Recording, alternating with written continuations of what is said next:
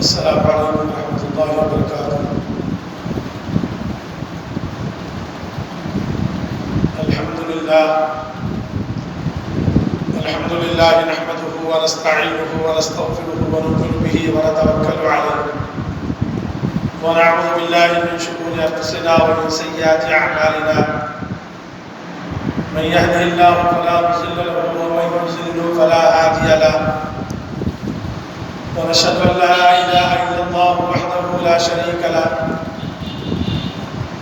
ونشهد أن سيدنا ونبينا ومولانا محمدا عبده ورسوله، أما بعد، فقد قال الله تبارك وتعالى في القرآن المجيد والفرقان الحميد، فأعوذ بالله من الشيطان الرجيم، بسم الله الرحمن الرحيم، يا أيها الذين آمنوا اتقوا الله حق تقاته ولا تموتن إلا وأنتم مسلمون۔ قال الله تبارك وتعالى في موضع آخر،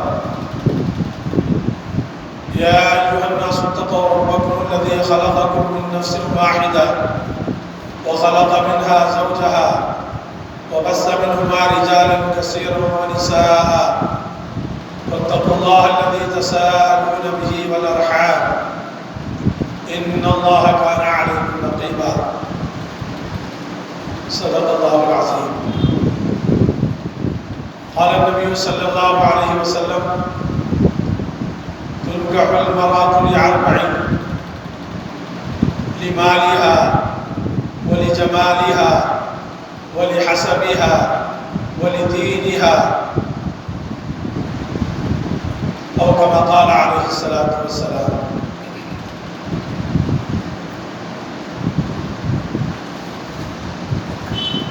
محترم حضرات، اللہ تبارک و تعالی اس دنیاوی زندگی کے اندر انسانوں کے ذمے بہت سارے کام اور بہت ساری ذمہ داریاں اللہ نے لگا دی ہیں۔ ان ذمہ داریوں کے اندر جو سب سے بڑی اہم ذمہ داری ہے وہ اپنے دین کو باقی رکھنا ہے اور اپنے اندر اپنے ایمان کو برقرار رکھنے کی فکر اور کوشش کرنا ہے۔ اس وقت اس دور کے مسلمانوں کے اندر دین سے بیزارگی کا اظہار کرنا معمولی سا عمل بن گیا ہے۔ دین پر چلنا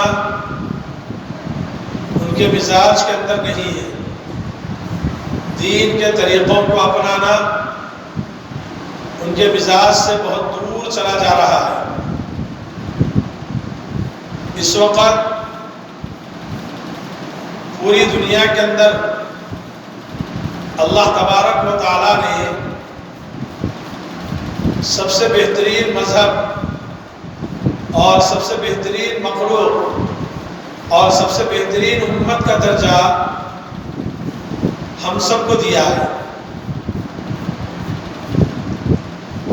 اگر اس موجودہ دور کے اندر جو ہمارے اندر خامیاں ہیں، جو ہمارے اندر خرابیاں ہیں، جو ہمارے اندر رسم و رواج غلط طریقے سے داخل ہو گئے ہیں، ان رسم و رواج کو اگر ہم نے دین کے خاطر، اللہ اور اللہ کے رسول صلی اللہ علیہ وسلم کے خاطر نہ چھوڑیں، نہ نکال دیں، تو یوں سمجھ لو کہ ہم دنیا کے اندر سب سے بڑے مجرم کہلائے جائیں گے۔ اس وقت جو موضوع ہم سب نے مل کر چنا ہے کہ معاشرے کے اندر کی برائیوں کا سد باب کرنا چاہیے اور اس کے روک تھام کے لیے علماء کی ذمہ داری کے ساتھ ساتھ عام مسلمانوں کی بھی ذمہ داری ہے کہ قرآن اور حدیث کی روشنی کے اندر جو باتیں بتائی جائیں یا جن باتوں کے اوپر نشاندہی کر دی جائے ان باتوں پر عمل کرنے کے لیے عام مسلمان بھی ان علماء کا ساتھ دینا چاہیے۔ قرآن کریم کی جو آیت میں نے پڑھی ہے، اس آیت میں اللہ تبارک و تعالیٰ یہ ارشاد فرماتے ہیں کہ اے ایمان والو، اللہ سے ڈرو جیسا کہ ڈرنے کا اس کا حق ہے۔ ہم اللہ سے کتنے فیصد ڈرتے ہیں؟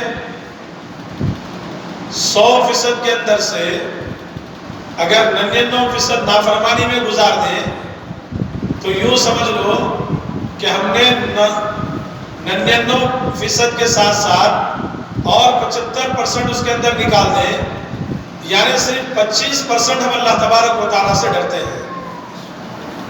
کب ڈرتے ہیں؟ جب کوئی بیماری لاحق ہو جاتی ہے، جب کوئی مصیبت سر کے اوپر سوار ہو جاتی ہے، جب کوئی حادثے سے ہم دو چار ہو جاتے ہیں، یا گھر کے اندر کوئی ایسا طوفان اٹھ جاتا ہے، اس وقت ہم کو اللہ یاد آ جاتا ہے۔ جو حدیث میں نے پڑھی ہے، تنکح المرأة لأربع لمالها ولجمالها ولحسبها ولدینها، اس حدیث کے اندر نکاح کرنے والے مرد کو اللہ کے نبی صلی اللہ علیہ وسلم نے 4 چیزوں کی طرف توجہ دلائی ہے، اور ہم نے ان 4 چیزوں کے اندر سے جو چیز کی طرف خاص طور پر نشاندہی کر دی گئی، اس کے اوپر نہ ہمارا دماغ جاتا ہے، نہ ہمارا دھیان جاتا ہے، نہ ہمارے بڑوں کا خیال اس طرف جاتا ہے۔ ہر ایک کے نظر کے اندر یہ ہوتا ہے کہ ہماری لڑکی کا نکاح ہم ایسے نوجوان لڑکے سے کریں گے جو دنیا کے اندر اکیلا ہو، جو دنیا کے اندر مال کے اعتبار سے بڑا اعلیٰ ہو، خوبصورتی کے اعتبار سے بڑا خوبصورت ہو، حسب کے اعتبار سے بڑا روشن نسب ہو اس کا۔ ان چیزوں کے اوپر ہماری نظر ہوتی ہے۔ اگر اس دنیاوی زندگی کے اندر آدمی اپنی بیٹی کا نکاح کرنا چاہے تو رسول اللہ صلی اللہ علیہ وسلم نے جن باتوں کی طرف ہم کو دھیان دیا ہے اور ہم کو متوجہ فرمایا ہے، ان باتوں کے اوپر اگر ہم خاص طور پر توجہ کریں گے اور اس کی صحیح تحقیق کریں گے تو یہ ضرور ہم کو معلوم ہوتا ہے کہ ہم نے دنیا کے اندر بہت ساری غلطیاں کر لی۔ اتنے غلطیاں ہم کر لیے، اس غلطی کا نتیجہ آج تک ہم کو جوتے پڑ رہے ہیں، جبکہ ہماری لڑکی بچے والے ہو گئی، اس کے باوجود بھی ہم ان کے گھر والوں کے طرف سے، اس کے سسرال کے طرف سے تانے بازی آج تک بھی چل رہی ہے، جبکہ اس کی شادی ہو کر 10 سال 15 سال کا عرصہ گزر جاتا ہے۔ کیوں؟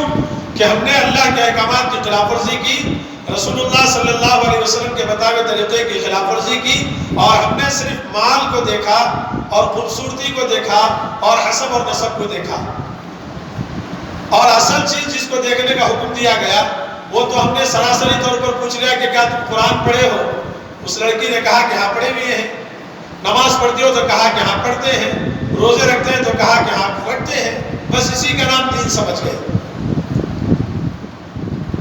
اس حدیث میں جس بات کی طرف توجہ دلائی گئی وہ سب سے پہلی چیز یہ ہے، تنکح المرأة لأربع لمالها، اگر کسی نے اپنی لڑکی کا نکاح مالدار گھرانے سے اگر کرنا چاہتا ہے تو اس کو یہ ذہن میں رکھنا چاہیے کہ آج اللہ نے اس کو مالدار بنا دیا، آپ کی لڑکی کے نکاح کے بعد اللہ تبارک و تعالیٰ اس کے مال کو چھین کر اس کو غریب اور فقیر بنا سکتا ہے۔ پائیدار چیز نہیں ہے مال کا ہونا۔ مال آج ہمارے پاس ہے، کل کسی اور کے پاس ہوتا ہے۔ آج ہم مالدار بن کر بیٹھے ہوئے ہیں، ہماری موت کے بعد ہمارا مال کسی اور کا بن جاتا ہے، وہ دوسرے مالدار بن جاتے ہیں۔ یعنی ہم نے جس چیز کو مد نظر رکھتے ہوئے ہم نے اپنی بچی کے لیے نکاح کو منتخب کیا یا رشتے کو منتخب کیا، وہ رشتہ ہم نے صرف پانی کے اوپر اس کے بنیاد رکھنا شروع کر دی۔ اور دوسری چیز، ہم نے خوبصورتی کو ڈھونڈ لیا، بڑی جمالہا، ہم دیکھ لیا کہ ماشاءاللہ بہت خوبصورت ہے، بال بھی ماشاءاللہ بڑے عمدہ ہیں، ہائٹ بھی اس کی بڑی عمدہ ہے، اور اس کے گال کے اوپر گوشت بھی بڑا مضبوط ہے، ہونٹ بھی اس کے ایسے محسوس ہو رہے ہیں گویا کہ وہ ابھی لپسٹک لگا کر آیا ہوا ہے، آنکھیں بھی اتنے سرخیلے ہرن کے طریقے کے ہیں کہ اس کے اوپر نظر ڈالنے کے بعد ہر عورت اس کے اوپر فدا ہو سکتی ہے۔ ہم نے اس کی خوبصورتی کے چرچے کرنے لگے، پورے اپنے رشتہ داروں کے درمیان میں، اپنے دوست و احباب کے درمیان میں ہم نے اس کے خوبصورتی کے اتنے پل باندھنے لگے اور ہم نے یہ سمجھا کہ یہ خوبصورتی آج سے لے کر مرتے دم تک ویسے ہی باقی رہے گی، نہیں باقی رہے گی۔ جیسا جیسا عمر بڑھتی جائے گی ویسے ویسے خوبصورتی کم ہوتی جائے گی۔ آپ مجھے ایک انسان کو ایسا بتا دیجئے کہ جو بچپنے میں جس طریقے سے خوبصورت تھا، جوانی کے اندر جو خوبصورتی اس کے اوپر آئی تھی، تو کیا اس کے 50 سال 60 سال کے ہونے کے بعد وہ خوبصورتی اسی طریقے سے اس کے اندر باقی ہے؟ نہیں بتا سکتے آپ۔ دنیا کی بہترین دواؤں کا استعمال کرنے والے، بہترین پارلر کے اندر جا کر لاکھوں روپے ہزاروں روپے ڈالنے والے، وہ بھی اپنی خوبصورتی کو بچا نہیں سکتے۔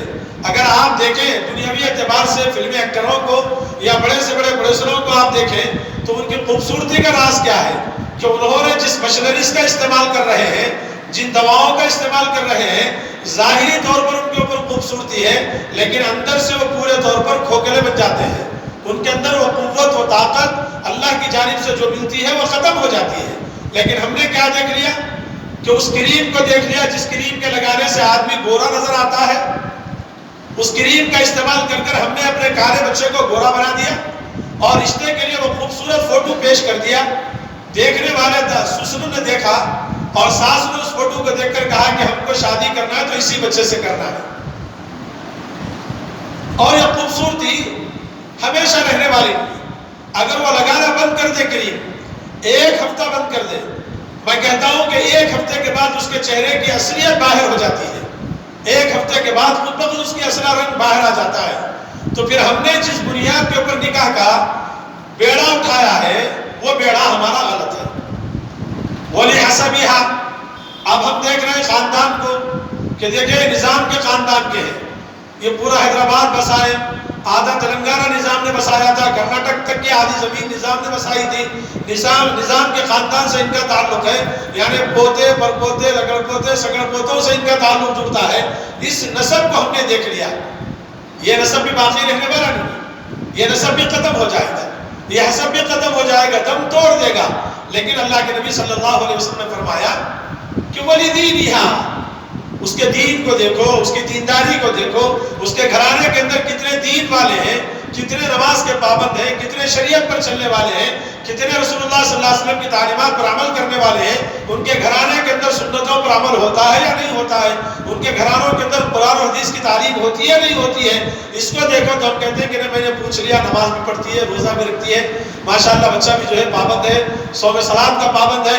کب کب پڑھتا ہے تو کہتے ہیں کہ ہفتے میں ایک دن جاتا ہے، اور رمضان کے مہینے کے اندر آنکھوں میں سرما ہوتا ہے اور سر کے اوپر ٹوپی ہوتی ہے، اور نماز تراویح کے اعتبار سے جب اس کا وقت آتا ہے تو ہوٹل بازی کے اندر یا حلیم کے اڈوں کے اوپر وہ کھڑا ہو جاتا ہے اور تراویح کے بارے میں پوچھتے ہیں تو وہ پڑھنا ضروری ہے کیا؟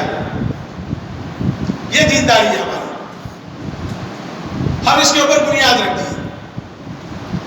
بہت پیاری بات حضرت مولانا پیر ذوالفقار صاحب دعوت برکاتہم نے اپنی کتاب میں لکھا ہے کہ اگر آدمی مکان بنانا چاہتا ہے تو اینٹوں کے ذریعے سے مکان بناتا ہے۔ اینٹ اگر صحیح طور پر جمائے گا تو ماشاءاللہ اس کا مکان صحیح طور پر تعمیر ہوگا، اور وہ تعمیر ہونے کے بعد اس کے اندر آدمی رہیں گے، اس کے اندر زندگی بسر کریں گے۔ تو فرمایا گیا کہ اسی طریقے سے اگر آدمی اپنی بیٹیوں کے گھروں کو آباد کرنا چاہتا ہے تو پہلے دلوں کے اوپر محنت کرنے کی ضرورت ہے، ان کے دلوں کو جانچنے کی ضرورت ہے، ان کے مال کو دیکھنے کی ضرورت نہیں، ان کی خوبصورتی کو دیکھنے کی ضرورت نہیں، اور ان کے حسب اور نسب کو دیکھنے کی ضرورت نہیں، ان کے دینداری کو تلاش کرنے کا حکم دیا گیا۔ کیا یہ نماز کا پابند ہے یا رشتہ جڑنے کے بعد سے نماز پڑھنے لگا؟ جب تک کہ نکاح نہ ہو جائے اس وقت تک پابندی سے مسجد کو آنے لگا، اس وجہ سے کہ مسجد کے اندر اعلان کیا گیا تھا کہ جب رشتہ دیکھنے کے لیے جائیں تو مسجد کے امام کے پاس جا کر معلومات کریں کہ کیا یہ بچہ مسجد کے اندر نماز کو آتا ہے کہ نہیں آتا ہے۔ ہمارا طریقہ کار شریعت کے خلاف، ہمارا طریقہ اللہ اور اللہ کے رسول صلی اللہ علیہ وسلم کو ناراض کرنے والا طریقہ، ہماری زندگی کی ابتدا ناراض کے ساتھ ہوتی ہے اور ہماری زندگی کی انتہا بھی اللہ کو ناراض کرنے کے ساتھ ہوتی ہے، تو کہاں ہمارے گھروں کی آبادیاں ہوتی ہیں اور کہاں اللہ تبارک و تعالیٰ ہمارے بیٹیوں کو سکون عطا فرما دیتا ہے۔ غور و فکر کریں، ہم کئی شادیاں کر چکے، یہاں جتنے بیٹے سب نے شادیاں کی، اپنے بیٹیوں کی شادیاں کی، اپنے بیٹوں کی شادیاں کی، کسی نہ کسی طریقے سے کوئی نہ کوئی شادی کر کے ہے۔ لیکن اگر ان کی ابتدائی زندگی کے بارے میں غور و فکر کریں، شروعات جوڑے کی، رشتے کی شروعات جھوٹ کی بنیاد پر ہوتی ہے، رشتے کی بنیاد جھوٹ کی جھوٹ کے اعتبار سے رشتے کی بنیاد ڈالی جاتی ہے۔ پہلا جھوٹ کیا ہوتا ہے؟ ماشاءاللہ جب دیکھنے کے لیے آتے ہیں لڑکی کو تو کہتے ہیں کہ کتنے لوگ آتے ہیں، تو کہتے ہیں کہ کم سے کم 20 آدمی آئیں گے۔ پہلا لڑکی والوں کے اوپر ایک بوجھ۔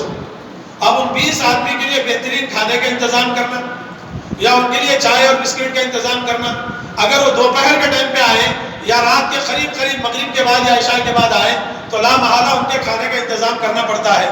اب 20 آدمی کے کھانے کا انتظام کرنا اور ان کے من پسند غذا کھلانا، اور کھلانے کے بعد جب وہ لڑکی کو دیکھ لیں گے اس کے بعد وہ جواب دینے کے لیے کہتے ہیں کہ ہم گھر جا کر آپ کو جواب دیں گے۔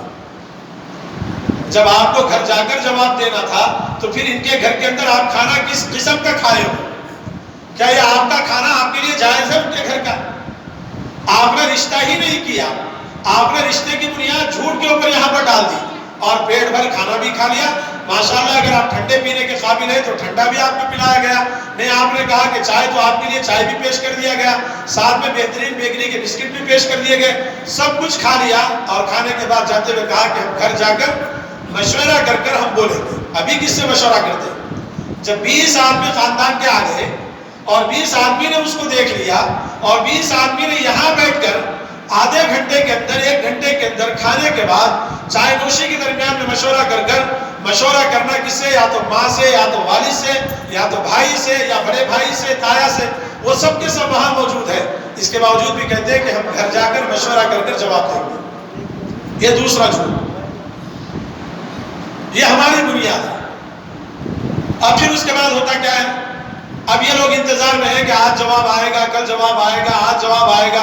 اس کے اسنا میں 1 ہفتہ گزر گیا، 15 دن گزر گئے، پھر کوئی دوسرے لوگ دیکھنے کے لیے آئے تو انہوں نے پھر ان کو فون کر دیا کہ کیا ہوا بھائی، آپ کی طرف سے جواب نہیں آیا؟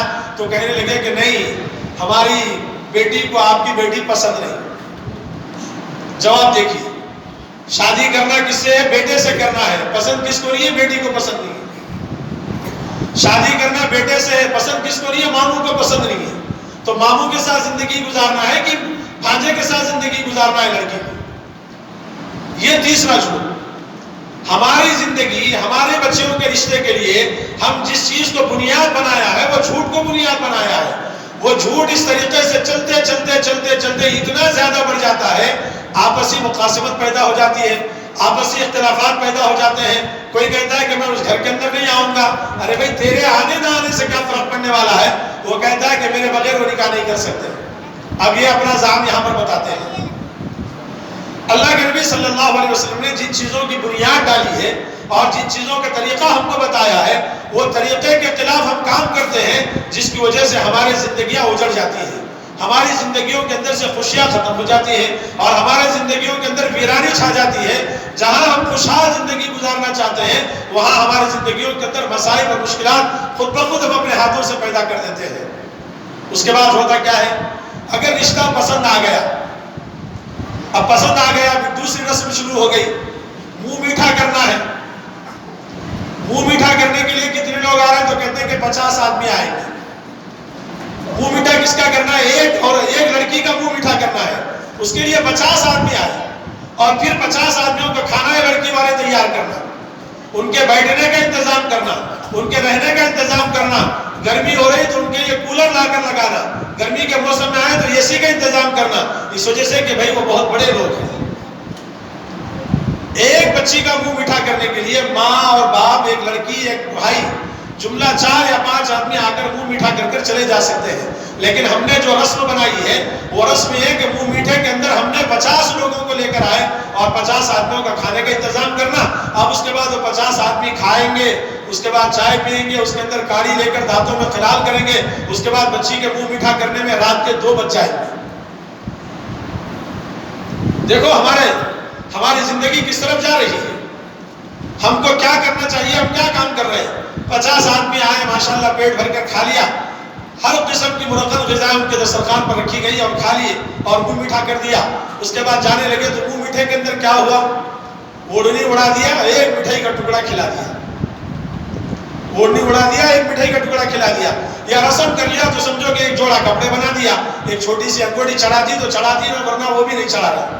اس وجہ سے کہ سونا 50,000 کے قریب ہو گیا، لوگ کہنے لگے کہ ابھی اسے چڑھائیں گے تو پھر اب شادی کے اندر کیا دینا پڑے گا، وہ بھی بند ہو گیا، وہ بھی ختم ہو گیا۔ ہمارے معاشرے کے اندر کی جو برائیاں ہیں وہ برائیاں اگر گنائی جائیں تو ہمارے چہروں کے اوپر اداسی چھا جاتی ہے، ہمارے چہروں کے اندر اداسی چھا جاتی ہے اور کہتے ہیں یہ تو ہمارے دکھتی رگ کے اوپر ہاتھ رکھنے والے بن گئے، یہ تو ہماری خواہشات پر قدم رکھنے والے بن گئے، یہ ہماری خواہشات سے روکنے والے بن گئے۔ میں آپ کی خواہشات کو روک نہیں رہا ہوں، اللہ کے نبی صلی اللہ علیہ وسلم روک رہے ہیں اور فرما رہے ہیں تنکح المرأة لأربع لمالها ولجمالها ولحسبها ولدينها فاصبر بذات الدين۔ فرمایا گیا کہ تربت یہ دار ان چیزوں کے اوپر عمل کرو، اللہ کے نبی صلی اللہ علیہ وسلم کی بات کو مانو، میری بات کو مت مانو، میں اپنی بات نہیں کر رہا ہوں، رسول اللہ صلی اللہ علیہ وسلم کا پیغام آپ تک پہنچا رہا ہوں۔ فرمایا گیا کہ جب یہ رسم ہو گیا، اب اس کے بعد پھر کہتے ہیں کہ نہیں ہمارے دور کے ماموں، دور کے مامی، دور کے خالائیں نہیں دیکھے تھے، اب وہ لوگ آنا چاہ رہے ہیں۔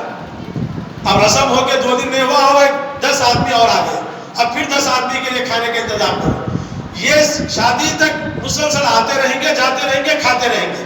کبھی لڑکی والوں کے لیے کہیں گے کہ بھئی آپ کی طرف سے بھی 50 آدمی ہمارے گھر کے اندر آ کر ہمارے بھی گھر کو دیکھ لو، یہ ان سے نہیں ہوتا ہے۔